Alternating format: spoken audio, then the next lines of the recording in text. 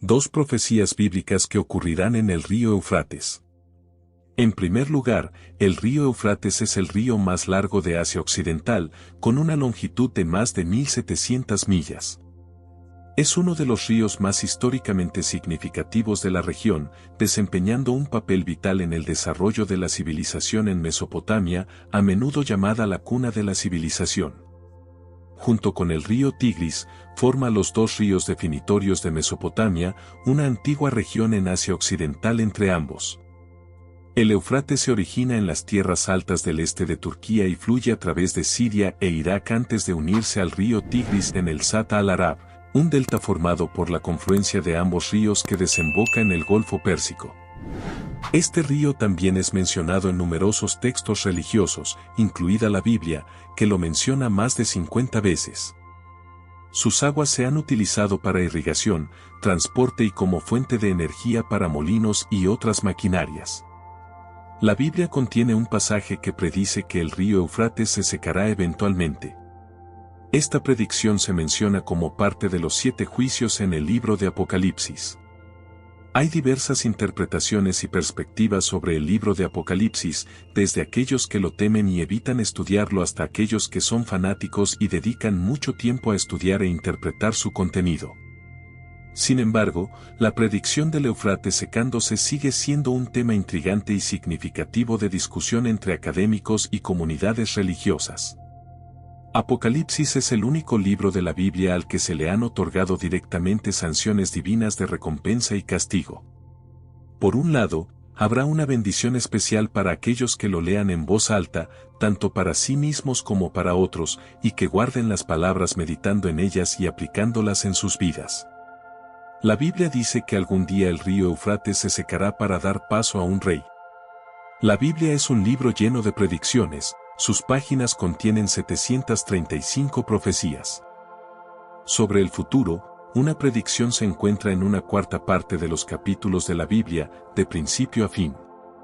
Básicamente, es un texto profético, aunque algunos libros se centran más en predicciones que otros.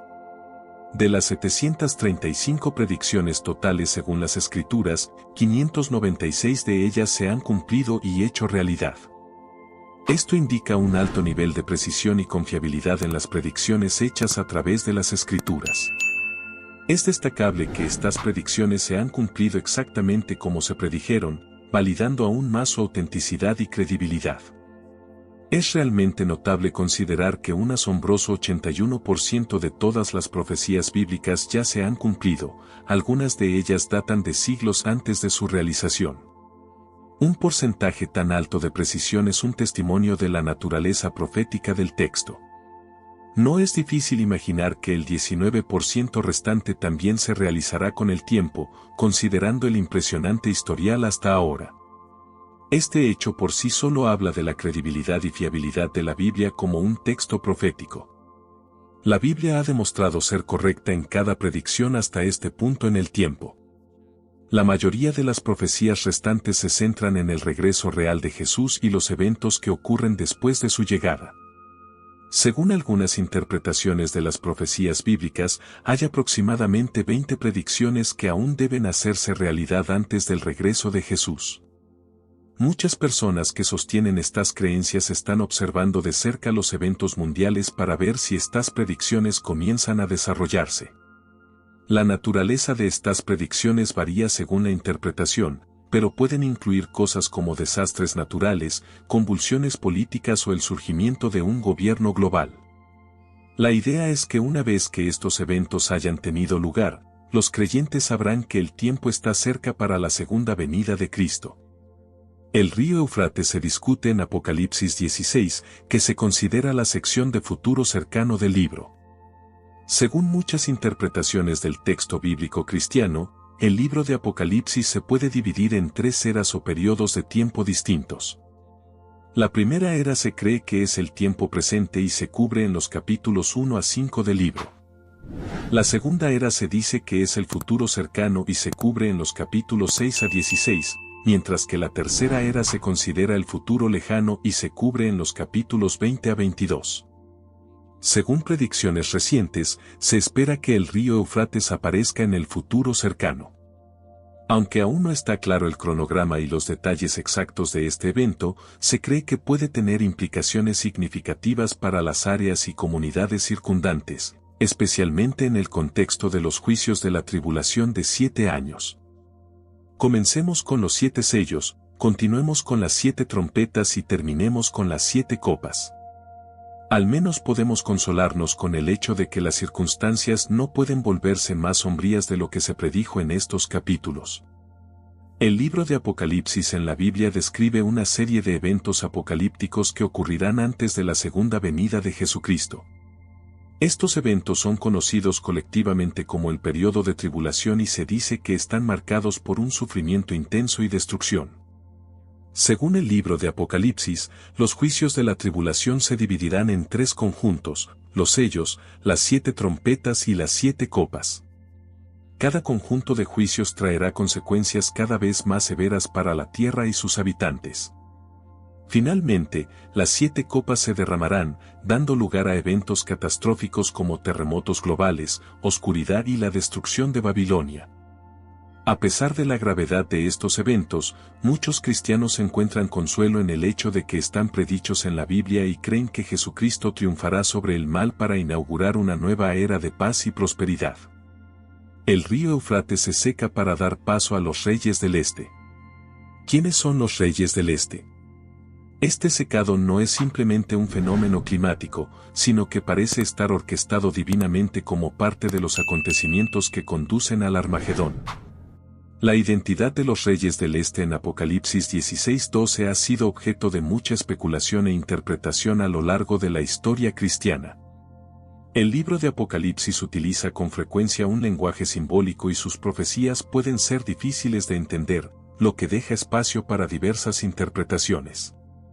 La expresión los reyes del este se ha analizado desde diversas perspectivas, incluyendo el juicio Bolt VI, la penúltima sentencia de la tribulación es el secado del río Eufrates, Apocalipsis 16:12.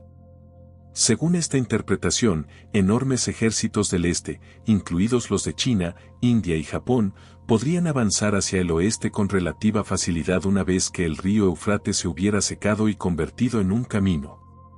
Enfrentamiento con el Anticristo. Algunas personas especulan que estos ejércitos del este se mueven hacia el oeste en respuesta a una figura global conocida como el Anticristo, que se encuentra en Europa.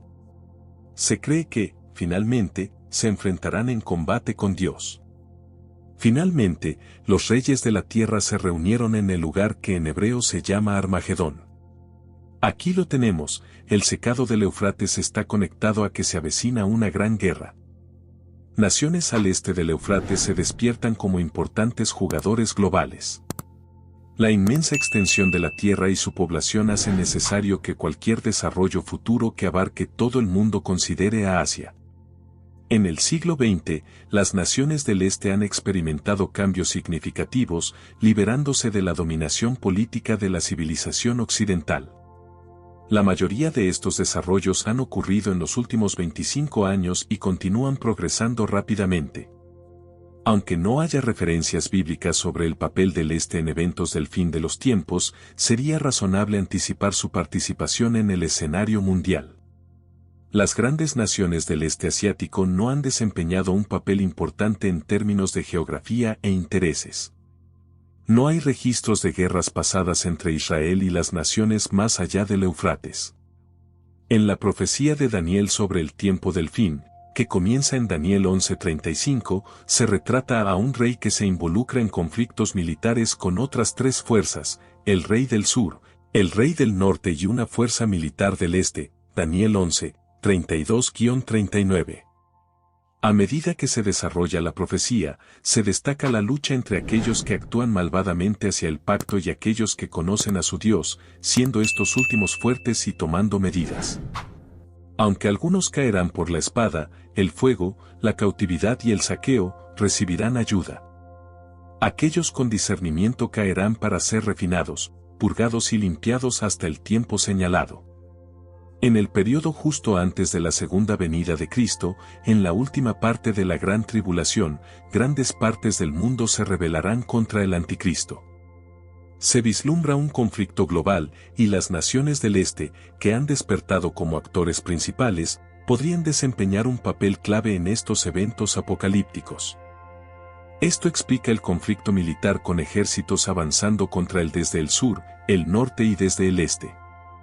En la profecía, se afirma en Daniel 11:44, pero noticias del oriente y del norte lo atemorizarán, y saldrá con gran furia para destruir y aniquilar a muchos. Sin embargo, el conflicto no se resuelve por completo, ya que, en el momento de la segunda venida de Cristo, se desarrolla una gran guerra en la que los ejércitos se despliegan sobre gran parte de la Tierra Santa, con el Valle de Armagedón como su punto focal. La declaración en Daniel, sin embargo, introduce un tema sobre el cual hay revelación adicional dada en el Nuevo Testamento que respalda la idea de que el Oriente tendrá un papel en el gran conflicto mundial de los últimos tiempos, los reyes del Oriente. Apocalipsis capítulo 16:14 revela que este movimiento es parte de una reunión mundial de los reyes de la tierra y de todo el mundo para participar en la batalla de ese gran día del Dios Todopoderoso. El punto focal de la reunión se menciona como Armagedón en Apocalipsis 16:16. Muchas interpretaciones han surgido sobre el significado de la frase los reyes del Oriente.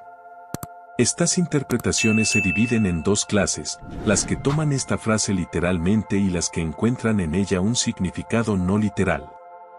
Si se sigue la interpretación no literal, no hay límite para la posible interpretación. Se ha conectado a los reyes del Oriente con casi todos los personajes importantes del mundo. La desconcertante variedad de opiniones contradictorias es su propia reputación. También se han dado otras explicaciones, como relacionarla con China o Constantino el Grande, o con Gog y Magog, o Turquía, y otras interpretaciones demasiado numerosas para mencionar. La explicación última es, por lo tanto, relativamente simple. Por un acto de Dios, el río Eufrates se seca, facilitando el descenso del tremendo ejército sobre la tierra para participar en el conflicto mundial final. Los 7 juicios de las copas son los juicios finales del periodo de tribulación, serán los juicios más severos que el mundo haya visto jamás. Las 7 copas se describen en Apocalipsis 16, 1, 21, donde se llaman específicamente las 7 copas de la ira de Dios. Bajo el Anticristo, la maldad del hombre ha alcanzado su punto máximo y se encuentra con la ira de Dios contra el pecado. La 7ª trompeta convoca a los 7 juicios de las copas. El río Eufrates se seca en la 6ª copa. La primera copa produce úlceras purulentas en las personas que tenían la marca de la bestia y adoraban su imagen. Esta plaga está dirigida a aquellos que se han comprometido con el Anticristo. Los santos de la tribulación no se verán afectados por estas úlceras. La segunda copa se vierte en el mar, convirtiendo el agua en sangre como la de un cadáver, y toda criatura viviente en el mar murió. Cuando se vierte la tercera copa de la ira de Dios, también los ríos y manantiales de agua dulce se convierten en sangre. Durante la cuarta copa, el cuarto ángel derrama su copa sobre el sol, y se le permite quemar a las personas con fuego. El intenso calor los abraza. La quinta de las 7 copas hace que el reino de la bestia sea sumido en una oscuridad extraordinaria. El dolor y el sufrimiento de los malvados se intensifican. El sexto ángel vierte su copa de juicio sobre el río Eufrates. Con todas estas interpretaciones, la Biblia sugiere que el secado del río Eufrates es causado por un ángel que derrama una copa de la ira de Dios, Apocalipsis 16:12.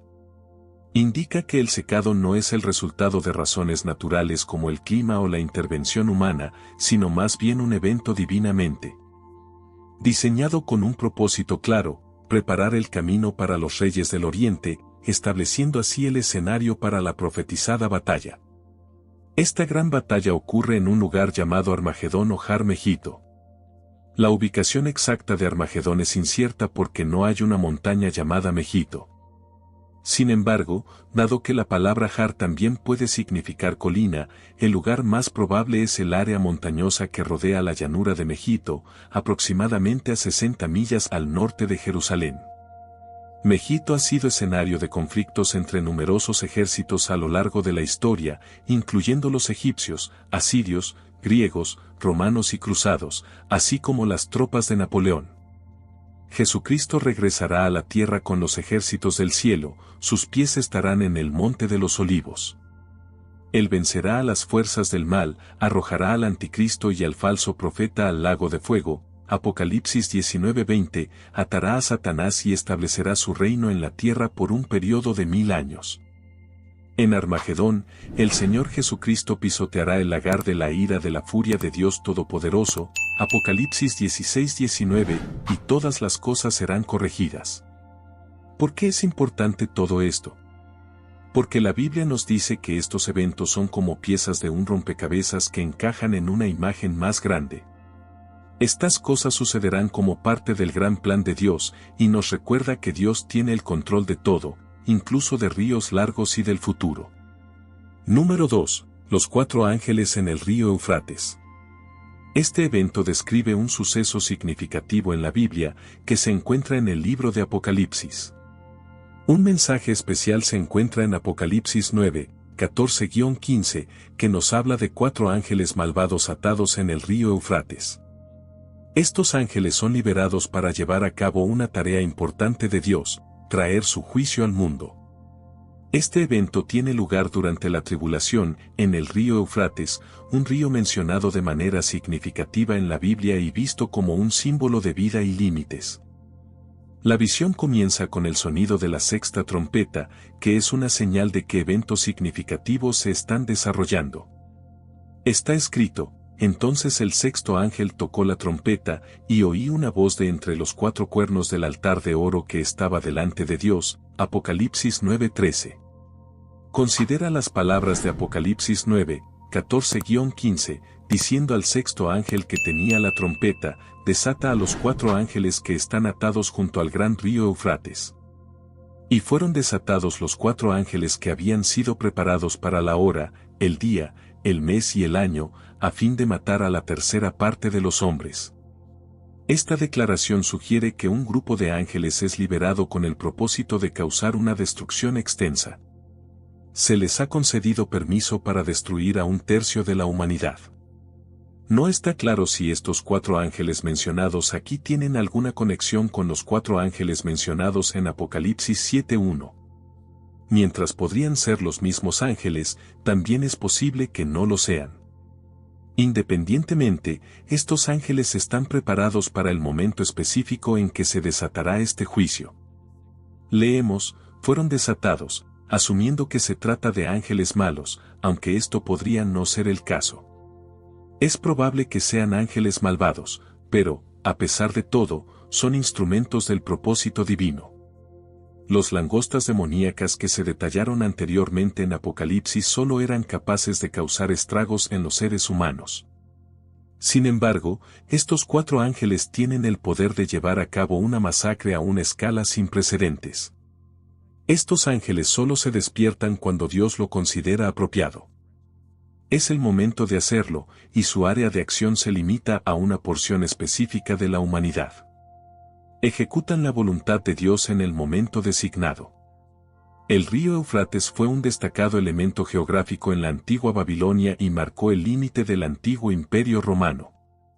Además, el Eufrates está vinculado al primer pecado, Génesis 2, 10-14, al primer asesinato, Génesis 4, 1, 16, a la primera rebelión organizada contra Dios, Génesis 11, 1, 9, a la primera confederación en guerra, Génesis 14:1, y a la primera descripción de la tiranía.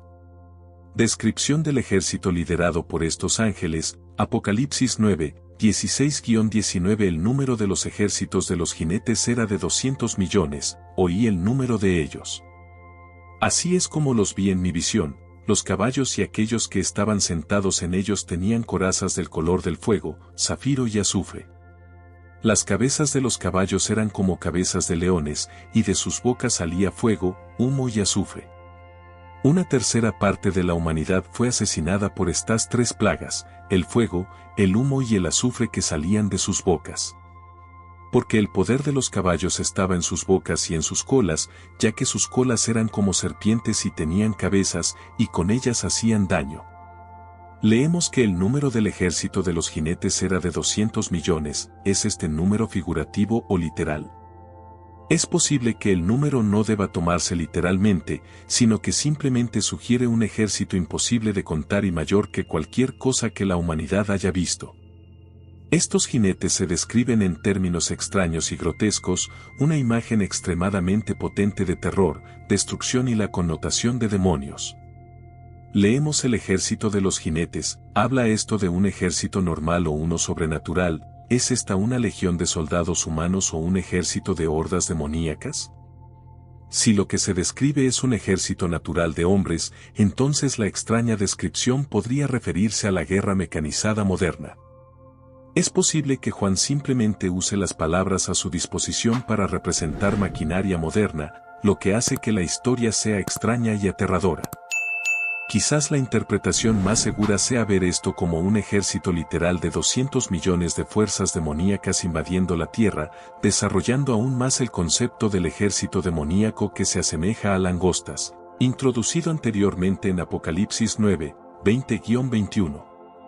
El resto de la humanidad que no fue asesinada por estas plagas no se arrepintió de las obras de sus manos, para no adorar a los demonios e ídolos de oro, plata, bronce, piedra y madera, que no pueden ver ni oír ni andar.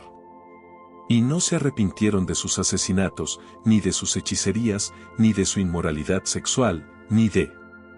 Pero el resto de la humanidad que no fue asesinada por estas plagas no se arrepintió, a pesar de la aparición de algunos signos y milagros bastante abrumadores. La mayoría de la humanidad no mostró evidencia de remordimiento, en cambio, persistieron en la adoración de sus ídolos, como si nada hubiera sucedido. No cesaron en su adoración a los demonios, ya sea de manera consciente o inconsciente. Es sorprendente observar lo rápido que las cosas pueden volver a lo que se considera normal después de un desastre como un terremoto. Tenemos la tendencia a olvidar las lecciones de Dios, especialmente aquellas que se nos presentan en forma de juicio. Y no se arrepintieron de sus asesinatos, sus hechicerías, su inmoralidad sexual ni de sus robos. Esta lista de pecados es una acusación potente contra la era en la que vivimos actualmente. La inmoralidad sexual y los robos son sin duda algunas de las características definitorias de nuestra civilización contemporánea. La conexión con los demonios surge de la interpretación de que estos ángeles podrían ser ángeles caídos o seres demoníacos debido a su misión destructiva. Los demonios son presentados como espíritus malignos y generalmente se asocian con la adoración de dioses falsos e ídolos. En el Nuevo Testamento, está claro que los demonios conocen a Jesús y le tienen miedo. Se les describe en la Biblia como espíritus malvados y rebeldes en contra de Dios y las personas. Su papel es parte de los eventos y profecías del fin del mundo descritos en el libro de Apocalipsis. Los 4 ángeles en el río Eufrates son parte de una profecía apocalíptica y su conexión con los demonios es más interpretativa que explícita. Su representación como seres espirituales maliciosos es coherente a lo largo de la narrativa bíblica. ¿Por qué Dios permite esto? La Biblia sugiere que Dios permite la existencia del mal, incluidas las fuerzas demoníacas, para cumplir un propósito mayor. En el libro de Job, por ejemplo, Dios permite a Satanás poner a prueba a Job, lo que finalmente lleva a un entendimiento más profundo y a una fe más firme en Dios. Esto se puede interpretar como Dios utilizando el mal o el sufrimiento para un bien mayor, aunque no necesariamente respaldando o creando el mal en sí mismo. Es un tema complejo que a menudo lleva a discusiones sobre el libre albedrío y la naturaleza de la soberanía de Dios. La reconciliación de la existencia del mal y el sufrimiento con la naturaleza de Dios como amoroso y justo se conoce comúnmente como el problema del mal. En la Biblia, se aborda de diversas maneras, por ejemplo, Romanos 8:28 dice, y sabemos que en todas las cosas Dios obra para el bien de quienes lo aman, los que han sido llamados según su propósito. Esto sugiere que Dios puede traer el bien a través de... La noción de que Dios puede sacar el bien de lo malo o del sufrimiento refleja la idea de que, incluso en medio de las adversidades, hay un propósito divino más grande en juego. Además, el concepto de libre albedrío, como se ve en Génesis con la historia de Adán y Eva, sugiere que el mal y el sufrimiento a menudo son el resultado de las decisiones humanas en lugar de actos directos de Dios. La coexistencia de un Dios amoroso y justo con el mal y el sufrimiento es uno de los temas más debatidos. La historia de los 4 ángeles en el río Eufrates es una parte crucial de la visión de Juan sobre el futuro. Estos ángeles fueron especialmente elegidos y estaban listos para un momento específico para llevar a cabo una tarea importante. Esta parte de la historia es intensa y nos hace sentir un poco incómodos, mostrando cuán fuertes y severas pueden ser las decisiones de Dios. Puntos clave a considerar incluyen el significado simbólico del río Eufrates, tradicionalmente visto como un límite entre naciones y a menudo asociado con conflictos y guerras. La liberación de los ángeles marca un tiempo de grandes cambios y caos, un tema común en el libro de Apocalipsis. Reflexionando sobre este pasaje, nos enfrentamos al misterio y la profundidad del plan de Dios tal como se revela en las Escrituras. La visión de los 4 ángeles nos recuerda la omnipotencia y soberanía de Dios, que tiene el control incluso sobre las fuerzas más poderosas del universo. Esta narrativa nos insta a reflexionar sobre los temas más amplios del juicio divino, la redención y el triunfo final del bien sobre el mal. Es un llamado a la reflexión personal sobre nuestras propias vidas y nuestro lugar en el plan de Dios. Como dice Apocalipsis 13:9, si alguno tiene oído, oiga, esto es una invitación a escuchar, comprender y responder a las profundas verdades encontradas en la palabra de Dios. En general, los 4 ángeles en el río Eufrates no son simplemente una historia del pasado, sino un mensaje vivo relevante para hoy. Esto nos invita a seguir aprendiendo y estudiar la Biblia cuidadosamente para comprender mejor. Al hacer esto, podemos conocer más acerca de las enseñanzas de Dios y encontrar ayuda para nuestra vida cotidiana. Seamos ansiosos y abiertos para aprender más y fortalecer nuestra fe.